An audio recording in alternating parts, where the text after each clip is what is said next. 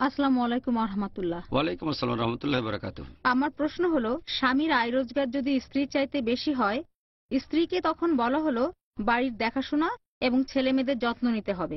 স্বামী অনুমতি দিল একজন পরিচারিকা রাখার জন্য, স্ত্রীর কাজের সুবিধার জন্য। স্ত্রী কি তখন চাকরি করতে পারবে যাতে আর্থিকভাবে স্বাবলম্বী হতে পারে?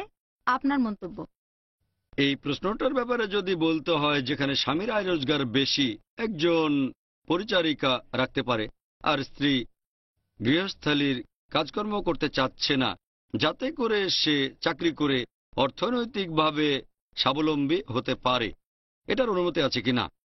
অনুমতি আছে যদি স্বামী রাজি হয়, তার সমস্যা না হয়। আর মহিলা যে চাকরি করছেন সেটা যদি ইসলামিক শরিয়া অনুযায়ী হয়, তাহলে অনুমতি আছে। তবে যদি স্ত্রী চাকরি করে আর্থিকভাবে স্বাবলম্বী হতে চায়, এটা ইসলামিক নিয়মে সঠিক না। কারণ ইসলাম ধর্মে পুরুষরা উপার্জন করবে, মহিলাদের জীবিকা নিয়ে চিন্তা করতে হবে না, তারা আর্থিকভাবে সিকিউরড। পরিবারের পুরুষদের দায়িত্ব আয় রোজগার করা। একটা মেয়ের বিয়ের আগে দায়িত্ব থাকে তার বাবার আর ভাইয়ের। তার বিয়ে হয়ে গেলে এই দায়িত্বটা তার স্বামীর এবং তার ছেলের। এরাই তার থাকা খাওয়া পড়া সব অর্থনৈতিক দায়িত্ব পালন করে। যদি সে চাকরি করতে চায়, আর কারণটা যদি হয় আর্থিকভাবে স্বাবলম্বী হওয়া, যদিও তার স্বামীর আয় রোজগার ভালো, আমার মতে এটা যুক্তিসঙ্গত না। এটা অনেকটা পশ্চিমা কালচারের মতো। আমি স্বাবলম্বী হতে চাই, কারো উপর বোঝা হতে চাই না, কিছু একটা করতে চাই, তারপর গর্ব করা শুরু করে। কিছুদিন পরে হয়তো স্বামীর চেয়ে বেশি রোজগার করবে, স্বামীর উপর বসগিরি শুরু করবে।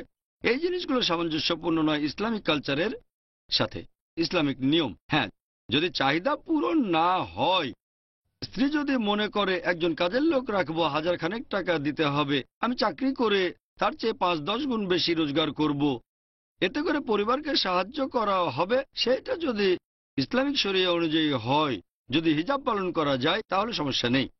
তবে শুধু আর্থিকভাবে স্বাবলম্বী হওয়া, এটাই যদি উদ্দেশ্য হয়ে থাকে, যদিও তার স্বামী যথেষ্ট ইনকাম করে, আমার মতে এই দৃষ্টিভঙ্গিটা সঠিক না, এগুলো বাদ দিতে হবে। তবে স্বামী রাজি হলে এটার অনুমতি আছে, আমি বলবো না এটা হারাম।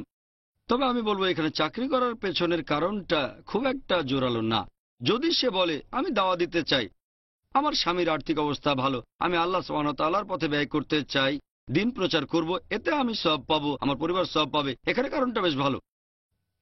যদি স্বামীর আর্থিক অবস্থা ভালো হয়, তারা ইচ্ছে করলে সহজে একজন পরিচারিকা রাখতে পারে, মাসে ৩-৪ হাজার টাকা। স্ত্রী এখন ফ্রি, সে চাইলে আল্লাহ তাআলার পথে সময় ব্যয় করতে পারে, গৃহস্থালির কাজ না করলেও চলে, এটা খুব ভালো কারণ। তবে শুধু টাকা উপার্জনের জন্য যাতে সে আর্থিকভাবে স্বাবলম্বী হতে পারে, এটা কোনো ভালো কারণ না। আশা করি উত্তরটা পেয়েছেন।